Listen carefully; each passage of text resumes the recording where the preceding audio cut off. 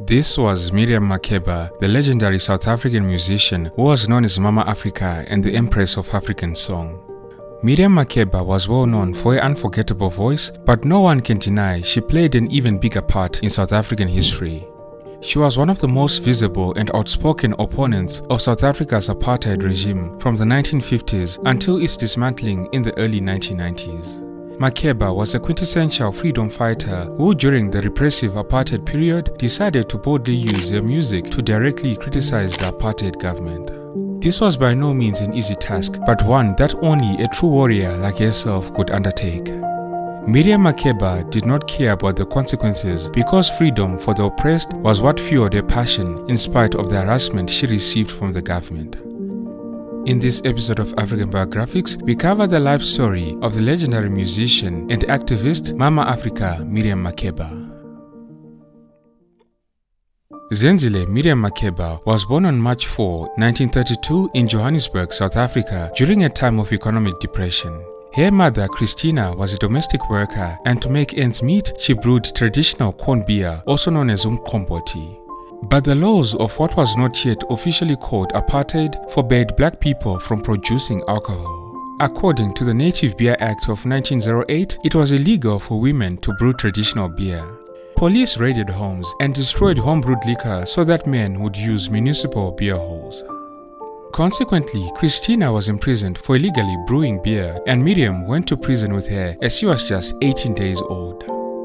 The young kid and her mother spent 6 months in prison as the father could not gather the £18 fine required by the police to free them. When her father died when she was around 5 or 6 years old, Miriam was sent to live with her grandmother at a compound in Riversdale, Pretoria. She was forced to work, and for a short spell, she also did housework. Miriam only saw her mother, who worked as a domestic worker, once a month. But the girl, who by now was living with her grandmother, surrounded by a flock of cousins, already had a taste for singing and would sneak to attend the rehearsals of the school choir her older sister was a member of. At this point, the young girl Miriam had already noticed that music was a type of magic which could elevate her from the poverty that surrounded her. As a young girl, her singing had been praised at the Methodist Training School in Pretoria, but what should have been the highlight of her amateur career turned to disappointment. She had been due to sing for the visit of King George VI, but after the children had stood waiting in the rain, the royal visitor drove by without stopping to hear them sing. Luckily for young Miriam, the director of the show spotted her and thereafter encouraged her to start participating in music competitions, sometimes singing compositions in Sotho, Xhosa or Zulu. In 1948, the National Party gained power in South Africa and immediately began enforcing existing policies of racial segregation known as apartheid, including the use of passbooks which every black South African over the age of 16 was required to carry at all times. When apartheid was introduced to South Africa, Miriam Makeba was old enough to grasp the consequences and to see the limitations placed on the career of her mentor, Dolly Rathebe, who was 4 years her senior. In one instance, during a photo shoot for Drum magazine at a mine dump, Dolly Rathebe and a white photographer, Jürgen Schadeberg, were arrested under the Immorality Act, which forbade interracial relationships. In 1949, Miriam married her first husband, James Kubai, and 1 year later, she gave birth to her only child, a daughter, Bongi Makeba, who would follow in her mother's musical footsteps. Because James Kubai was an abusive partner, Miriam ended the relationship and moved back to her mother's place. By the time she was 20 years old, Miriam Makeba was already a mother to a 3-year-old girl, a breast cancer survivor, as well as a divorcee. In pursuit of her musical dreams, Miriam Makeba left for Johannesburg, where she joined a group called the Cuban Boys. The experience with the Cuban Boys helped her to learn the ropes, but more importantly, allowed her a platform where she was noticed by the leader of the famous Manhattan Brothers, a 5-voice harmony group. But more on this later. In the 1950s, Miriam Makeba lived in Sophiatown in Johannesburg, when it was a vibrant place and one of the few areas where all races could mix. Sophiatown was a scene of Kwela music, Marabi and African jazz. Sophiatown was originally intended to be a whites-only residential area, but because of its proximity to a sewer, the white population found it to be undesirable real estate. As a result, Sophiatown soon became a town of incredible diversity across cultures, ethnicities, and financial classes. This allowed for a flourishing music scene that greatly influenced Miriam Makeba in her youth. Her musical career continued progressing more smoothly. Following a period with the Cuban Brothers, Miriam Makeba's big break came in 1953 when she joined the Manhattan Brothers. Initially, when the Manhattans traveled abroad, Makeba joined a female group called the Sunbeams, who became better known as the Skylarks. The Skylarks' repertoire, typical of the Kwela jazz era, ranged from sentimental songs to nostalgic testimonies of the brutal changes their country was then experiencing. The Skylarks recorded more than 100 songs, many of which became big hits, with Miriam Makeba singing alongside Abigail Kubeka, Mami Geonketle, Mary Rabatobi, and sometimes with Dorothy Masuka, who brought songs from her homeland of Rhodesia, now Zimbabwe. In 1956, Miriam Makeba released the album Lovely Lies, which gained international recognition and became the first South African record to land on the Billboard Top 100 list. Eventually, Miriam Makeba went on tour with the Manhattans, getting her first taste of the outside world, visiting Rhodesia and the Congo. Unfortunately, when she was playing back at home, she experienced some of the most heartless and shameful aspects of the apartheid system. Life was becoming increasingly difficult in South Africa, where by now racial categorization had been established as an institution. In 1955, Sophiatown, where African jazz was thriving, was destroyed by the authorities. After evicting its inhabitants, carried out under the Natives Resettlement Act of 1954, Sophiatown was rezoned for whites only, and the apartheid regime sadly renamed it Triumph, the Afrikaans word for triumph. The song Remember Sophiatown by Miriam Makeba and the Skylarks is a direct reference to these events. Around this time, a white American filmmaker named Lionel Rigosin arrived to secretly shoot an ethno-fiction feature film showing the lives of a black family during apartheid. This film depicted the harsh conditions under which black South Africans were forced to live by the government. Lionel Rigosin asked Miriam Makeba to participate in the film, which was released in 1959 with the title Come Back Africa. Come Back Africa became the key to Miriam Makeba's international success. Miriam Makeba's part in the film was as a Shabin singer, singing the titles Lakchoni Ilanga and Saduva. Shabins are clandestine taverns generally run by women and established in private houses where most of the time alcohol is sold illegally. The same year, the musical King Kong was also released. In this black jazz opera, Miriam Makeba played the role of Joyce, a Shabin queen. The production King Kong followed the life story of 1950s heavyweight boxer Exiled Dlamini, who was better known by his ring name King Kong. Exiled Dlamini became something of a township hero in the darkening days of apartheid by rising to boxing superstardom. King Kong followed the highs and lows of his life, his fall from grace and eventual suicide in a hard labor camp. Overall, the story presented the harsh realities of life in South Africa's townships, gangsterism, and the belligerent indifference of the apartheid state. King Kong was a big success in South Africa, and to avoid the apartheid laws that divided the public, the musical was often performed at universities across the country. Miriam Makeba would later marry her King Kong co-star, the legendary Yuma Sekela, in 1964. It was in this context that Miriam Makeba accepted Lionel Rigosin's proposition to go to the Venice Film Festival for a screening of the film Come Back Africa. Unfortunately, Miriam Makeba never imagined that because of her role in the movie Come Back Africa, she would later be banned by the apartheid state from returning home to South Africa, not even to bury her own mother. From Venice, Miriam Makeba traveled on to London. When she appeared on the BBC program In Town Tonight, she met the singer Harry Belafonte, who set her up on her next big step, which was the United States of America. With Harry Belafonte's contacts, Miriam Makeba got a spot on the Steve Allen Show with its audience of around 60 million. As a result, she became an overnight sensation and was soon singing in New York jazz clubs and Las Vegas. But the sweetness of success was short-lived. In South Africa, on March 21, 1960, in a township called Sharpeville, the Pan-Africanist Congress organized an anti-apartheid protest. The protest was in front of the police station and officers fired into the unarmed crowd, continuing to shoot as people turned to run. Several protesters were shot in the back as they ran for their lives. 69 people lost their lives and 180 more were injured. The brutality of this incident garnered worldwide criticism. Miriam Makeba learned that 2 of her family members had been killed in the massacre. To make matters worse, her mother passed away soon after. Miriam Makeba was still abroad, and when she tried to fly back to South Africa for her mother's funeral, she found out that the South African government had cancelled her passport. The Sharpeview massacre and the heartbreak that came from losing family, as well as losing the right to enter back into South Africa, molded Miriam Makeba into an even stauncher anti-apartheid activist. In 1963, Miriam, who was in her early 30s, gave a speech before the United Nations General Assembly. Her speech was passionate, unquivering, and moving, and would once again cement her role as an activist. The political situation in my country is tense and is even growing more tense. This, therefore, does not leave us with any option but to ask the United Nations to take positive action against the South African government. By positive action, I mean, of course, that the United Nations should put into action the very good resolutions calling for a complete boycott on South Africa, and especially the sending of arms by outside powers to South Africa. I have not the slightest doubt that these arms will be used against the African women and children. After that, her life changed.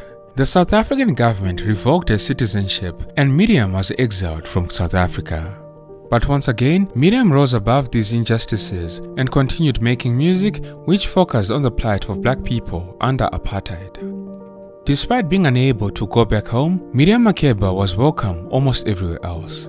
That same year in 1963, Ethiopian Emperor Haile Selassie invited Miriam Makeba to perform at the inauguration of the Organization of African Unity, and she went on to perform at several of the inauguration parties for countries including Kenya and Zambia, to name but a few. The common thread of her life was that she continued to be defiant in the face of adversity. In one instance, after collapsing on stage, she was diagnosed with cervical cancer, surviving only by having a hysterectomy.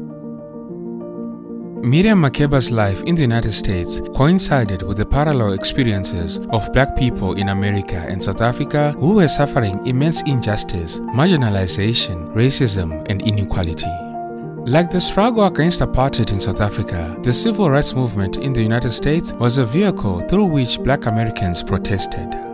Miriam Makeba would describe life in apartheid South Africa when introducing her songs and would use every opportunity to address inequality. This is all while her star continued growing. In 1966, her collaboration with Harry Belafonte on An Evening with Belafonte and Makeba received a Grammy Award for Best Folk Recording. This album highlighted the difficulties faced by black South Africans under the apartheid government and included traditional Sotho, Zulu, and Swahili songs. In 1967, some 10 years after its creation, the song by Miriam Makeba, Pata Pata, was re-recorded in the United States and released on the singer's studio album of the same name. Pata Pata became a hit worldwide and to this very day continues to be an all-time classic. Miriam Makeba's long history of involvement in fighting racial oppression also raised the song's profile. In total, Miriam Makeba recorded 4 albums in the United States. Increasingly involved in and identified with black consciousness, Miriam Makeba became associated with radical activity, not just against apartheid but also in the civil rights movement and then black power. In 1967, while in Guinea, she met former Student Nonviolent Coordinating Committee Chairman, African-American civil rights activist, and Black Panther leader Stokely Carmichael. The pair got married in 1968. Makeba's union with a Black Power advocate caused controversy and their record deals and tours were cancelled. This marriage meant that Miriam Makeba was no longer welcome in the United States and she found herself being taped and followed by both the CIA and the FBI. By this time, Stokely Carmichael had changed his name to Kwame Ture and Miriam Makeba returned with him to his own place of exile in Guinea, the West African state whose leader, Ahmed Sekou Toure, gave sanctuary to enemies of the capitalist West. During her time in Guinea, Miriam Makeba had become a double exile, unable to return home and unwelcome in many Western countries, including France, although she collected many diplomatic passports from sympathetic African countries that recognized her as the ambassador of her people and the embodiment of a dignified, determined and struggling Africa. Miriam Makeba and Kwame Ture were only together until 1973 and divorced in 1979. After their marriage ended in divorce, Miriam Makeba turned down a proposal by the president Ahmed Sékou Touré, but 2 years later married an airline executive and moved to Brussels, Belgium. However, she continued to have ties with Guinea, becoming its ambassador to the United Nations and living in Guinea for 15 years in total. Miriam Makeba continued with music, and her music always pointed out the injustices happening in South Africa. The song Soweto Blues, which was written for her by her former husband Yuma Sekela, is a perfect example of that. Soweto Blues was about the Soweto uprisings of 1976, which occurred after the South African government passed a law that changed the language used in schools from being English to Afrikaans. Thousands of students went out in protest, ending with police firing at them. As the Guinean delegate to the United Nations, in 1986, Miriam Makeba won the Dag Hammarskjöld Peace Prize. Sadly, the 1980s were a difficult time for her. Her daughter, Bongi Makeba, died in tragic circumstances. Miriam also battled with alcohol abuse during this time. Nonetheless, she was resolute. I look at an ant and I see myself, a native South African, endowed by nature with a strength much greater than my size, so I might cope with the weight of a racism that crushes my spirit. I look at a bird and I see myself, a native South African, soaring above the injustices of apartheid on wings of pride, the pride of a beautiful people. I look at a stream and I see myself, a native South African, flowing irresistibly over the obstacles until they become smooth and one day disappear, flowing from the origin that has been forgotten towards an end that will never be. She always took time to endorse the cultural boycott of South Africa, of which she was a figurehead. This cultural boycott was aimed at all musicians, irrespective of whether they were privileged international artists, white South African musicians, or black ones. But as the apartheid barriers showed signs of crumbling, she herself was accused of breaking the cultural boycott by collaborating with Paul Simon on his controversial Graceland project, with an album in 1986 and concerts, including one in Zimbabwe the following year, 1987. Paul Simon was the one being picketed for not conferring with the exile groups before his recruitment drive for South African musicians. However, Miriam Makeba and Yuma Sekela gave him full support and welcomed the controversy because it brought important issues into the public and general discussion and made cultural activity even more potent. After the Graceland project, Miriam Makeba was in great demand and went on to perform for heads of state and even the Pope. On February 11, 1990, Nelson Mandela, who had not been seen since his arrest in 1962, was finally released. Miriam Makeba was no doubt happy, but still felt apprehensible, stating that, and I quote, "The release of Mr. Mandela does not signal the end of apartheid. The sad thing is that he spent most of his life in prison trying to fight apartheid, and today he is still released under the apartheid regime, so nothing has changed here." But Nelson Mandela urged her to return to her country. After 3 decades away, Miriam Makeba finally returned to South Africa. Initially, after he returned to the country, Makeba struggled to find collaborators, but 6 years later, she produced the album Homecoming. In 1999, Nelson Mandela presented her with the Presidential Award. In 2005, Miriam Makeba announced her retirement from the mainstream music industry, but she continued to make appearances and to do smaller performances. Makeba continued her humanitarian work through her Zenzile Miriam Makeba Foundation, including the Miriam Makeba Rehabilitation Center for Abused Girls. Zenzile Miriam Makeba died in 2008 after having a heart attack during a performance at a concert for Roberto Saviano near the southern Italian town of Caserta. She was 76 years old. Zenzile Miriam Makeba, Mama Africa, wasn't just a great singer. She was also a freedom fighter and a major peace icon who spoke out against injustices wherever and whenever possible. Don't forget to like and share the video if you enjoyed it. Thank you all for tuning in. This has been Tatenda for African Biographics. Until next time, cheers. Have a good one.